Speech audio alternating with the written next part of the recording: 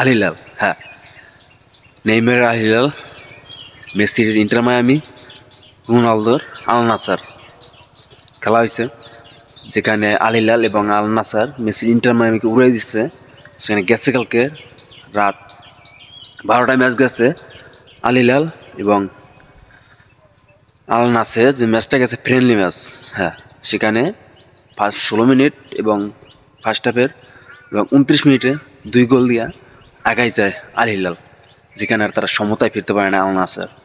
Ronaldo একাদশে থাকা সত্ত্বেও আল নাসার, আল হিলাল দুইটা দল এশিয়ার এবং তারা সৌদি লীগের দল।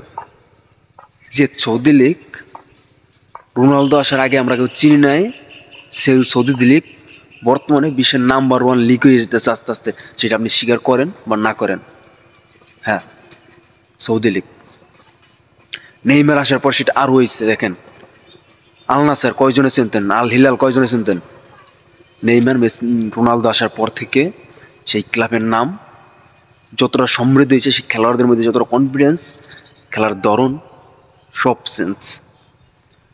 লা লিগা বড় বড় খেলা কন না গান, সবার ধরন দেখবেন। ওই বর্তমানে আমাদের এশিয়ার সৌদি লীগের যে খেলার ধরন দেখবেন, কোনটা খারাপ কোনটা ভালো।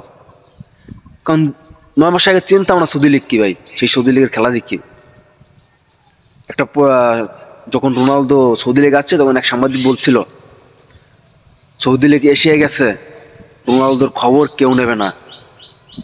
হ্যাঁ, আজকে রোনালদোর খবর না, পুরা এশিয়ার খবর নেয়, পুরা সৌদির খবর নেয় বাইরের মানুষে। দিস ইজ রোনালদো পাওয়ার। তারপর আছে নেইমার, করিম বেলজামা,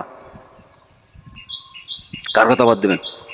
আর সৌদি লীগ বড় বড় লীগের সাথে টক্কর দেয়, যে আল হিলাল, হ্যাঁ, লাস্ট 19টা ম্যাচে অপরাজিত। আর আল নাসার তারা লাস্ট 17টা। যেরকম না খারাপ ক্লাব ধরেন, পুরো দল খারাপ। আর মেসির ইন্টার মায়ামি লাস্ট 14টা ম্যাচে মাত্র 2টা জয়। কি করবেন, লিগ কোনটা ভালো?